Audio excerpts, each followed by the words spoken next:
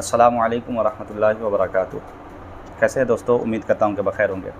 अल्हम्दुलिल्लाह ये रबीउल सानी रबीउल गौस का महीना है, यानी रबीउल अव्वल के बाद जो है रबीउल आखिर जो आता है, उसके बाद जमादुल ऊला, जमादुल सानिया, रजब, शाबान और रमज़ानुल मुबारक का महीना आने वाला है। इस महीने की बड़ी खुसूसियत में से एक नुमाया खुसूसियत ये है कि इस महीने में तमाम आशिकाने औलिया हज़रत सैयदना गौस आज़म रज़ी अल्लाह अन्हु की बारगाह में खिराज अक़ीदत पेश करते हैं और हम सब सरकार गौस पाक रज़ी अल्लाह ताला अन्हु से मोहब्बत करते हैं और यकीनन ये मोहब्बत इंशाअल्लाह हमें जन्नत तक लेकर जाएगी।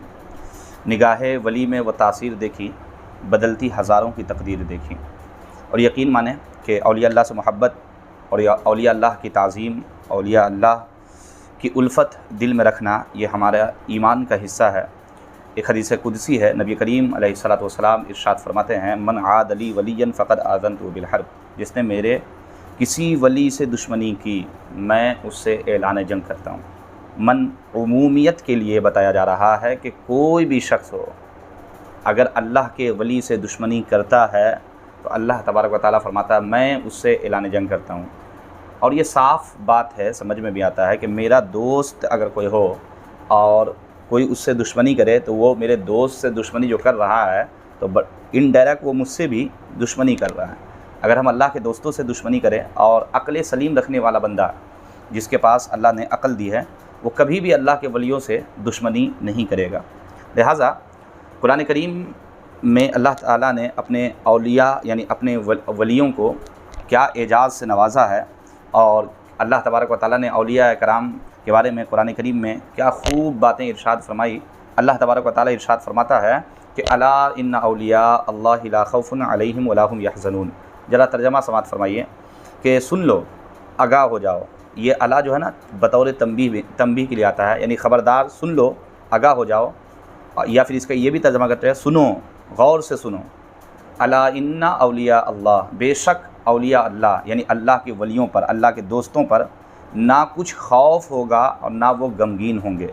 यानी क़यामत के दिन जब सारे लोग नफ्सा नफ्सी के आलम में और अल्लाह की बारगाह में जब पहुँचेंगे, सारे लोग क़यामत के मैदान में नफ्सा नफ्सी के आलम में होंगे, उस वक्त कुछ लोग होंगे जिनके चेहरे तरोताज़ा होंगे और वो अल्लाह तबारक व तआला की रहमत से, अल्लाह तबारक व तआला की फ़ज़ल से वो सुकून में और सुकूनत उनके दिलों के अंदर जमी हुई होगी। वो कौन लोग होंगे? वो अल्लाह के वली होते हैं। अल्लाह ने फरमाया क़यामत के दिन ना उन्हें कुछ खौफ होगा और ना गमगीन होंगे। लेकिन सवाल ये पैदा हुआ कि भाई औलिया अल्लाह है कौन? तो सुनिए, कुरान ने ही खुद कहा, कुरान उसकी तारीफ़ क्या करता है औलिया अल्लाह की, अल्लज़ीना आमनू व कानू यत्तक़ून। वो जो ईमान लाए और साहिब तक़वा हो, यानी वो जो ईमान लाएँ और अल्लाह से डरते रहें। यानी दो चीज़ें औलिया अल्लाह के लिए बुनियादी बात है कि एक बंदा जो ईमान नहीं लाया, चाहे वो कितना बड़ा ही पुजारी क्यों ना हो। देखते हैं आप, बहुत सारे गैर मुस्लिम है जो एक से कारनामा करके आपको दिखा देता है। अगर वो साहिब ईमान नहीं है तो जो भी उससे अफ़आल सुदूर हो रहे हैं, याद रखिए वो सब जादू का करिश्मा है। कोई कुछ करामत, कोई बुजुर्गी कुछ नहीं है।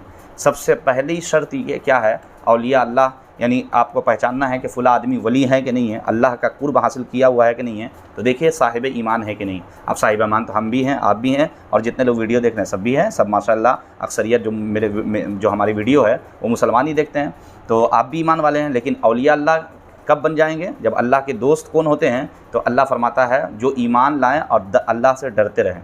अब अल्लाह से डरने की कुछ अलामत है, जैसे आप कहेंगे, हम कहेंगे हमें अल्लाह से डर है, तो सुनिए, हज़रत सैयदना फ़क़ीह अबुल लैस समरकंदी रहमतुल्लाह अलैह इरशाद फरमाते हैं कि अल्लाह के खौफ की अलामत 8 चीज़ों में ज़ाहिर होती है। यानी हम कहते हैं ना जी अल्लाह से हमें डर है, फुला आदमी नहीं कहता है हाँ भाई हमको अल्लाह से बहुत डर लगता है। हम भी कहते हैं, आप भी कहते हैं कि हमें अल्लाह से डर लगता है। फ़क़ीह अबुल लैस समरकंदी रहमतुल्लाह अलैह फरमाते हैं कि 8 चीज़ों में खौफ़ खुदा जो है ना, खौफ़ खुदा ये ज़ाहिर होती है। नंबर 1, इंसान की ज़बान। यानी कोई बंदा कहता है कि मैं अल्लाह से डर है, तो याद रखिएगा हमेशा 8 चीज़ों में अल्लाह का डर ज़ाहिर होता है कि हाँ ये अल्लाह से डरता है कि नहीं। सबसे पहले उसकी ज़बान देखिए कि वो इस तरह, ज़बान से कैसे, वो इस तरह कि अल्लाह ताला का खौफ उसकी ज़बान को झूठ, ग़ीबत, फ़ुज़ूल गोई से रोकेगा। यानी एक बंदा जो अल्लाह से डरेगा वो कभी झूठ नहीं बोलेगा। अल्लाह से जो डरने वाला होगा वो कभी ग़ीबत नहीं करेगा, फ़ुज़ूल गोई नहीं करेगा। नंबर 2, उसके शिकम यानी पेट यानी उसके पेट में जो है कभी भी हराम लुक़मा दाखिल ना होगा और हलाल चीज़ों को बक़द्र ज़रूरत ही खाएगा। वो हलाल भी खाएगा तो बक़द्र ज़रूरत। हराम तो औलिया के जो औलिया अल्लाह होते हैं या जो अल्लाह से डरने वाले होते हैं उनके शिकम में देखिएगा कभी हराम नहीं जाएगा। अब एक आदमी हराम भी खाए, बोले हमें अल्लाह से बहुत डर लगता है, तो याद रखिएगा हमेशा ये एक जुमला है बस, और कुछ भी नहीं है। नंबर 3, उसकी आँख वो इस तरह के वो उसे हराम चीज़ों से देखने से बचाएगा। यानी जो बंदा अल्लाह से हकीकी मानों में डरने वाला होगा उसकी आंखें महफूज रहेगी उन चीज़ों की तरफ देखने से जिसे अल्लाह ने मना किया है। नंबर 4, उसके हाथ वो इस तरह के वो कभी अपने हाथ को हराम की जानिब नहीं ले जाएगा, बल्कि हमेशा इताअत इलाही की तरफ ही वो अपने हाथ को इस्तेमाल करेगा। देखिए नंबर 5, उनके कदमों में वो इस तरह के उन्हें अल्लाह की नाफरमानी में नहीं उठाएगा, बल्कि उसके हुक्म की इताअत के लिए उठाएगा। नंबर 6, उसके दिल में वो इस तरह, यानी दिल में खौफ खुदा कैसे, वो इस तरह के वो अपने दिल से बुग़्ज़, कीना, मुसलमान भाइयों से हसद करने को दूर कर देगा और इसमें खैर खाही और मुसलमानों से नरमी का सलूक करने का जज्बा बेदार करेगा। यानी खौफ खुदा जब होगा तो उसकी आँख, ज़बान, हाथ, पाँव, दिल, ये सब के सब जो ना तब्दील होना शुरू हो जाते हैं। नंबर 7, उसकी इताअत व फरमाबरदारी में इस तरह के वो फ़कत अल्लाह की रज़ा के लिए इबादत करे और रिया व निफाक से खाइफ रहेगा, यानी डरता रहेगा कि कहीं हम दूसरे के लिए तो इबादत नहीं कर रहे हैं। नंबर 8, उसकी समाअत में इस तरह के वो जायज़ बात के अलावा कुछ ना सुनेगा। यानी ये बताया गया, फ़क़ी अबुल लैस समरकंदी रहमतुल्लाह अलैह फरमाते हैं कि अल्लाह के खौफ की अलामत 8 चीज़ों में ज़ाहिर होती है। तो अब ज़रा आप देखिए कि आप और हम अगर कहते हैं कि हम अल्लाह से डरते हैं तो फिर याद रखिए हमारी ज़बान, हमारी आँख, हमारे कान, हमारी ज़बान, हमारे दिल, हमारे हाथ, हमारे पाँव, ये सब चीज़ें अल्लाह की इताअत और फरमाबरदारी में इस्तेमाल होनी चाहिए। जैसे मिसाल के तौर पर देखिए ये बोतल है, अगर इसमें शराब है और कोई अल्लाह से डरता है तो ये हाथ उसकी तरफ नहीं जाएगा। क्यों नहीं जाएगा? क्योंकि वो अल्लाह से डरता है। अब एक आदमी कहे कि हम अल्लाह से डरते भी हैं और शराब के बोतल की तरफ हाथ भी जा रहा है, बदनिगाही की तरफ आँखें भी जा रही है, ज़बान गुफ्तगू कर रही है, तो सिर्फ़ और सिर्फ झूठ, ग़ीबत, चुगली, इस तरह की बातें ज़बान से अदा हो रही है, कान गलत चीज़ें सुन रहे हैं